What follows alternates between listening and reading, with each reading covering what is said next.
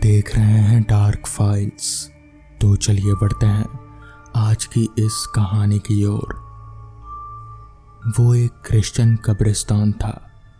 आधी रात से ज्यादा का वक्त हो चुका था। जोनाथन उस कब्रिस्तान में बनी हुई झोपड़ी में इस समय लेटा हुआ करवटें बदल ही रहा था। वैसे तो जोनाथन को इस समय तक नींद आ जाती थी, मगर पता नहीं क्यों आज उसकी आंखों से नींद कोसों दूर थी।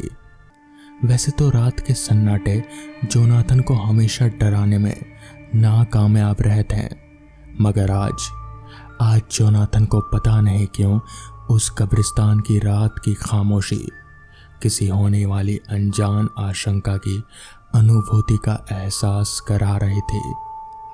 कब्रिस्तान के पेड़ों पर बैठे पक्षियों और उल्लू की हल्की सी पंखों की फड़फड़ाहट से जोनाथन अचानक चौंक कर अपनी झोपड़ी से बाहर निकल आता और दहशत भरी नजरों से इधर उधर देखने लगता। ऐसा करते हुए जोनाथन को काफी देर हो चुकी थी कि तभी अचानक उस रात की चुप्पी को किसी लड़की के खिलखिलाने की आवाज ने तोड़ दिया। कड़कड़ाती हुई सर्द में जोनाथन का शरीर पसीने से नहा उठा और वो अपनी टॉर्च की रोशनी से कब्रिस्तान में इधर उधर देखने लगा। तभी जोनाथन के कानों में किसी महिला के भयानक चीख की आवाज गूंजी। जोनाथन को अपना दिल बाहर निकलता सा महसूस होने लगा। जोनाथन को ऐसा महसूस हुआ जैसे कोई उसके सामने से बड़ी तेजी से निकलकर कब्रिस्तान में सालों से मौजूद उस घने पेड़ के पास जाकर गायब हो गया हो। और अचानक फिर से कब्रिस्तान चीखों से गूंज उठा। उसके बाद जोनाथन को कुछ भी होश नहीं रहा। अगली सुबह जोनाथन की आंख सुबह 10 बजे के करीब खुली। जोनाथन अपने कपड़ों से मिट्टी झाड़ता हुआ कब्रिस्तान का गेट खोलकर बाहर निकल गया। उसने देखा कब्रिस्तान के गेट के बाहर डैनियल खड़ा था। डैनियल का घर कब्रिस्तान के बगल में ही था। जोनाथन कभी कभार डैनियल के घर पर चाय पानी के लिए चला जाया करता था। तभी डैनियल ने कहा, क्या हुआ, आज तुम्हारा चेहरा ऐसे उतरा हुआ क्यों है? तो इस पर जोनाथन ने कहा, कल रात कब्रिस्तान में मुझे अजीब सा डर महसूस हो रहा था। तो इस पर डैनियल ने पूछा, डर? कैसा डर? तो इस पर जोनाथन बताया, मुझे कब्रिस्तान में चौकीदारी करते हुए 20 साल से ज़्यादा हो गया साहब, मगर ऐसा कभी नहीं हुआ जो कल रात हुआ। तो इस पर डैनियल बोला, आखिर कल रात ऐसा क्या हुआ? जोनाथन डैनियल के और ज़्यादा करीब आ गया और बहुत ही आहिस्ते से बोला, क्या आपने कल रात को दिल दहला देने वाली और अजीबोगरीब चीख नहीं सुनी? तो इस पर डैनियल बोला, तुम्हें कोई वहम हुआ होगा जोनाथन। इस पर जोनाथन बोला, नहीं साहब, कल रात कब्रिस्तान में मेरे अलावा कोई और भी था। कुछ तो गड़बड़ है। मैंने आपसे मना किया था साहब कि वह अमावस की रात है, वो सब नहीं करना था अमावस की रात में। तो इस पर डैनियल बोला, आज रात कब्रिस्तान में मैं भी तुम्हारे साथ रहूंगा। इतना बोलकर डैनियल अपने घर की ओर चला गया और रात होने का बेसब्री से इंतजार करने लगा।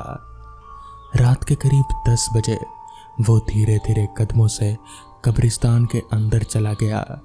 कब्रिस्तान में जोनाथन शायद उसका ही इंतजार कर रहा था। जोनाथन डैनियल के साथ उसकी झोपड़ी के अंदर एक चारपाई पर जाकर बैठ गया। उसके चेहरे पर गंभीरता के साथ साथ दहशत के साए भी लहरा रहे थे। वो दोनों खामोशी से बैठे हुए जमीन को ताके जा रहे थे। अभी भी रात ने एक अजीब सी चुप्पी साधी हुई थी। तकरीबन 1 बजे के आसपास कब्रिस्तान फिर से चीखों की आवाज़ों से गूंज उठा। डैनियल बड़ी फुर्ती से झोपड़ी से बाहर निकलकर पागलों की तरह इधर उधर देखने लगा। तभी उसे ऐसा महसूस हुआ जैसे कि उसके कान में किसी लड़की के खिलखिलाने की आवाज़ आई हो और वो लड़की ऐसा कर कहीं भागी हो। डैनियल पागलों की तरह आवाज़ की दिशा में टॉर्च लेकर दौड़ने लगा। उसके कदम उस घने पेड़ के पास जाकर रुक गए। वो बेहद फुर्ती से टॉर्च की रोशनी से पेड़ के नीचे बनी उस कब्र को देखने लगा जो 2 दिन पहले ही बनी थी। अचानक उस घने पेड़ के अंदर से 2 बड़े बड़े चमगादड़ अपने लंबे लंबे पंख फड़फड़ाते हुए डैनियल के इर्द गिर्द मंडराने लगे। डैनियल के शरीर के रोंगटे खड़े हो गए। डैनियल डर से कांपता हुआ जोनाथन की झोपड़ी की ओर भागा और बड़ी फुर्ती से झोपड़ी के अंदर घुस गया। डैनियल बुरी तरह से हाँफ रहा था। जोनाथन डैनियल को दहशत भरी फटी फटी निगाहों से उसकी ओर देखे जा रहा था। तभी डैनियल बोला, तुम सही कह रहे थे जोनाथन, ये वही चीख है, मैं इन चीखों को कभी नहीं भूल सकता। तो इस पर जोनाथन ने कहा, अब क्या होगा साहब? तो इस पर डैनियल बोला, हमें इसी वक्त कब्रों से उन दोनों को निकालना होगा। तो इस पर जोनाथन बोला, लेकिन उससे क्या होगा? मुझे नहीं पता, मैं आज रात उन दोनों को दूसरे कब्रिस्तान में गाड़ आऊंगा और तुम भी मेरे साथ चलोगे। जोनाथन ना चाहते हुए भी डैनियल के साथ फावड़ा लेकर उस घने पेड़ के नीचे बनी कब्र के करीब चला गया और कांपते हुए हाथों से उस कब्र पर फावड़ा चलाने लगा। जोनाथन ने कुछ ही देर फावड़ा चलाया होगा कि तभी उसके कानों में डैनियल की एक दर्द भरी चीख टकराई। जोनाथन ने जैसे ही पलट कर देखा तो सामने का मंजर देख वो बुरी तरह से हिल गया। उसने देखा एक बेहद भयानक दिखने वाली महिला डैनियल का गला दबाए हुए थी। डैनियल की आंखें बाहर की ओर निकली जा रहे थे। जोनाथन बुरी तरह से चीखने लगा। उसके कदम बाहर की ओर भागने ही वाले थे कि तभी उसके पैर किसी ने पकड़ लिए। जोनाथन ने देखा कि उसके पैर किसी और ने नहीं बल्कि एक अजीब सी दिखने वाली 15 साल की लड़की ने पकड़ रखे थे, जिसका चेहरा बिल्कुल सफ़ेद था और उसकी आंखों की पुतलियां बिल्कुल नीली। उस लड़की ने जोनाथन का पैर जड़ से उखाड़ दिया। जोनाथन एक चीख के साथ वहीं गिर गया। उसने देखा उस भयानक महिला ने डैनियल की गर्दन को उसके धड़ से बिल्कुल अलग कर दिया। डैनियल एक चीख के साथ उस कब्र के ऊपर गिर गया। अचानक वो महिला और वो लड़की गायब हो गई। जोनाथन अपने कटे हुए पैर के साथ कराहता हुआ बेबसी से इधर उधर देख ही रहा था कि तभी कब्र के अंदर से 4 हाथ निकले और डैनियल के शरीर को खींचते हुए अंदर की ओर ले गए। कुछ ही पलों के बाद जोनाथन के साथ भी वही हुआ और कब्रिस्तान में एक अजीब सी चुप्पी छा गई, मानो कि वहां पर ऐसा कुछ हुआ ही ना हो। आज से लगभग 1 महीना पहले डैनियल ने एक विधवा औरत से शादी की। उसकी एक 15 साल की बेटी भी थी। उसका पति एक बहुत बुरे हादसे में मारा गया और वो बहुत अमीर आदमी था, मगर डैनियल ने उसके साथ सिर्फ उसके पैसों के लिए शादी की थी। उसने उस औरत को ये पता नहीं लगने दिया कि वो पहले से ही शादीशुदा है, मगर सच कहाँ छुपता है। एक दिन उस बेचारी को पता चल ही गया। उसने कोर्ट जाकर केस करने का फैसला किया, मगर तभी डैनियल ने उसे जान से मार डाला। और क्योंकि उसकी बेटी ने भी ये सब देख लिया था, तो डैनियल ने उसके साथ भी वही किया और जोनाथन ने भी इन सब में उसका साथ दिया और दोनों ने मिलकर दोनों लाशों को रातों रात कब्रिस्तान में दफना दिया और आज उसी के कर्मों की सजा दोनों को मिल गई। तो दोस्तों, ये थी आज की पहली कहानी। तो चलिए बढ़ते हैं आज की दूसरी कहानी की ओर। रोहन सोचते हुए जल्दी जल्दी अपने कदम बढ़ा रहा था। उसे पहले ही लेट हो चुका था। अब बस आखिरी बस बची थी। अगर वो भी छूट गई तो आज रोहन को इसी गांव में रुकना पड़ेगा। और गांव में तो वो किसी को जानता भी नहीं जिसके वहां एक रात रुक सके। बस स्टॉप पर पहुंचने पर उसे पता चला कि लास्ट बस किसी खराबी की वजह से आज नहीं आएगी। रोहन मन ही मन बड़बड़ा रहा था, आज ही बस को खराब होना था। अब रोहन को ना चाहते हुए भी आज उसी गांव में रुकना पड़ेगा जहां वो रुकना नहीं चाहता था, क्योंकि उसने उस गांव के बारे में जो कुछ सुना था वो बहुत ही डरावना था। हालांकि रोहन ऐसी बातों पर यकीन नहीं करता, फिर भी वो किसी तरह का कोई रिस्क नहीं लेना चाहता था। इसलिए हर रोज वो ठीक समय पर गांव से निकल जाता। लेकिन आज उसे थोड़ी देर हो गई। अब गांव में रुकना तो उसकी मजबूरी हो गई, क्योंकि वहां से निकलने का और कोई साधन नहीं था उसके पास। रोहन वहीं बेंच पर बैठकर सोच में पड़ गया। कुछ दिनों पहले वो कितना खुश हुआ कि उसके शिक्षक की परीक्षा पास कर ली है और वो अध्यापक बन गया है।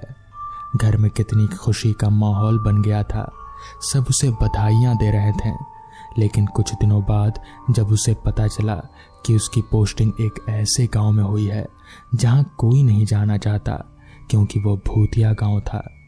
वहां शाम 6 बजे बाद कोई आदमी दिखाई नहीं देता और सभी वहां घरों में कैद हो जाते थे। कितनी ही बड़ी जरूरत क्यों ना हो जाए, वो कभी बाहर नहीं आते थे। और जो लोग कभी किसी कारणवश घर से बाहर आए वो कभी अपने घर को नहीं जा सके। रोहन एक मिडिल क्लास फैमिली से था, तो पैसों की भी जरूरत थी। फिर भी उसके परिवार में सबने उसे मना किया। दूसरी जगह पोस्टिंग कराने की बहुत कोशिश की, पर कुछ नहीं हो सका। आखिरकार रोहन ने उसी गांव में ज्वाइन करने का फैसला लिया। रोज सुबह 8 बजे तक रोहन स्कूल पहुंच जाता और वहां से 3 बजे किसी भी कीमत पर निकल जाता। लेकिन आज एक बच्चे की तबीयत खराब हो जाने के कारण उसे वो डॉक्टर को दिखाकर घर तक छोड़ने चला गया, तो उसे लौटने में देर हो गई। तभी अचानक रोहन को होश आया और वो अपनी सोच से बाहर आया। उसने देखा कि आसपास के सभी लोग जा चुके हैं और वो अकेला ही वहां पर था। वो भी बेंच से उठकर फिर से गांव की तरफ जाने लगा। रास्ते भर उसे कोई नजर नहीं आया। बस स्टैंड से गांव काफी दूर था। दोपहर तो वहां काफी हलचल रहती, पर शाम होते होते सन्नाटा धीरे धीरे अपने पैर पसारने लगता। रोहन जल्दी जल्दी कदम बढ़ाने लगा और वो जल्द से जल्द गांव पहुंचकर किसी से मदद मांगने वाला था। उसे उम्मीद थी कि उसके स्कूल के बच्चों के परिवार में से शायद कुछ मदद मिल जाए, लेकिन उसे गांव पहुंचने में लगभग 6 बज चुके थे। उसने देखा कि गांव में चारों तरफ सन्नाटा है। उसे चिड़िया तक की भी आवाज नहीं आ रही थी। चारों तरफ अंधेरा, कहीं थोड़ी सी भी रोशनी नहीं दिखाई दे रही थी। लोगों ने भी अपने दरवाजों के साथ बिजली भी बंद कर दी थी। सब तरफ ऐसा सन्नाटा कि छोटे छोटे झींगुरों की आवाज भी उसे साफ सुनाई दे रही थी। अब तो रोहन को भी थोड़ी घबराहट हो रही थी, लेकिन उसने फिर भी एक घर का दरवाजा खटखटाया, लेकिन किसी ने नहीं खोला। उसने आवाज भी लगाई, लेकिन अंदर से भी कोई जवाब नहीं दिया। उसने कई घरों के दरवाजे खटखटाए, पर उसे किसी से भी कोई मदद नहीं मिली। रोहन निराश हो गया। अब उसे कोई रास्ता नहीं सूझ रहा था। उसे अब जोरों की भूख भी लग रही थी। वो आगे की तरफ बढ़े जा रहा था। अंधेरा और बढ़ता जा रहा था। उसे कोई भी रास्ता नजर नहीं आ रहा था कि वो क्या करे। वो बस बिना रुके चलता जा रहा था।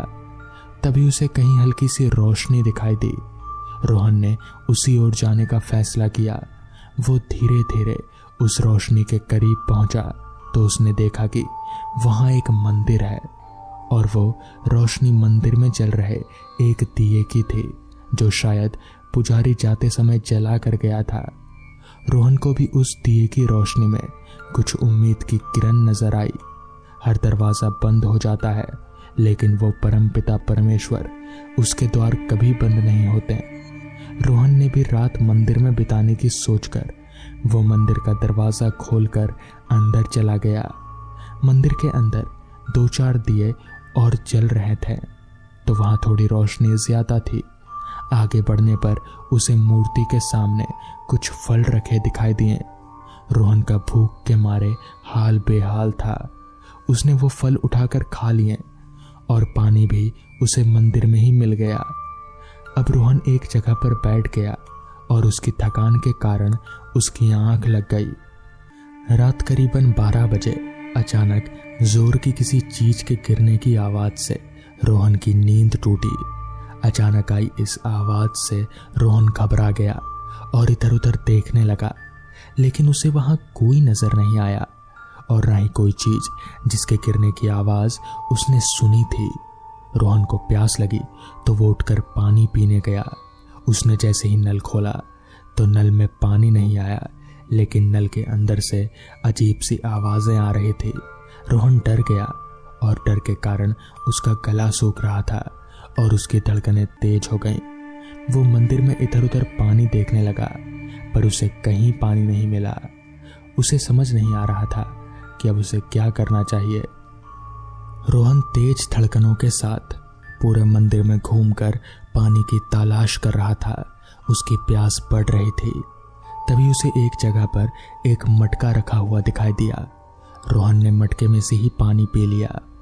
अब उसे थोड़ी राहत मिली, लेकिन डर वो तो उसे लग ही रहा था। फिर से आकर वो उसी जगह पर सोने की कोशिश कर रहा था।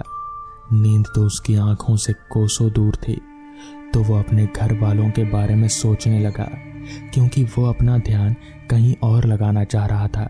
सोचते सोचते उसकी आंख फिर एक बार लग गई। थोड़ी देर बाद रोहन को अपने कान के पास एक आवाज सुनाई दी। वो हड़बड़ा कर उठ गया। उसने उठकर इधर उधर देखा, पर उसे कोई दिखाई नहीं दिया।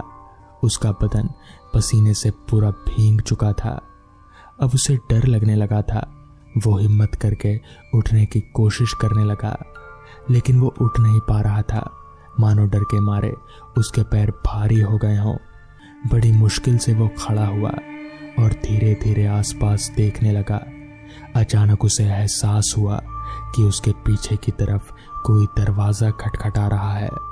उसका दिल जोरों से किसी धौंकनी की तरह धड़क रहा था। उसने जैसे ही पीछे मुड़कर देखा तो आवाज आना बंद हो गई। फिर भी रोहन धीरे धीरे वो उस दरवाजे तक पहुंचा और उसे खोलने की कोशिश करने लगा, लेकिन वो दरवाजा खुल ही नहीं रहा था। दरवाजे को देखकर ऐसा लग रहा था जैसे कि उसे कितने ही सालों से नहीं खोला गया हो।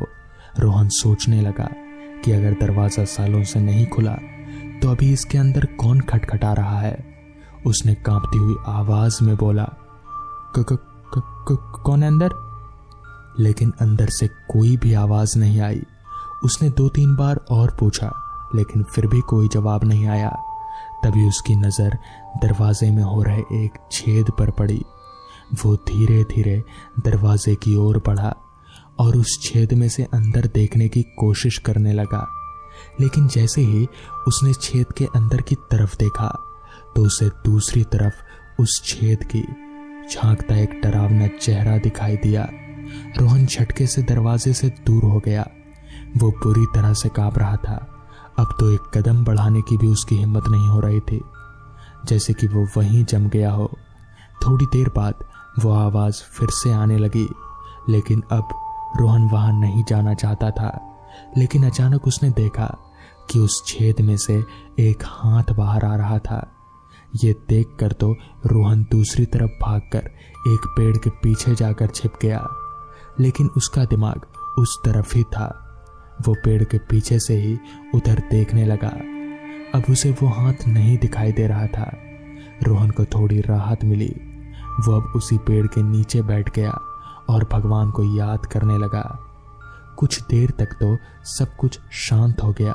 कहीं कोई आवाज नहीं आ रही थी, लेकिन वो कहते हैं ना, ज्यादा शांति का मतलब अब कुछ खतरनाक होने वाला है।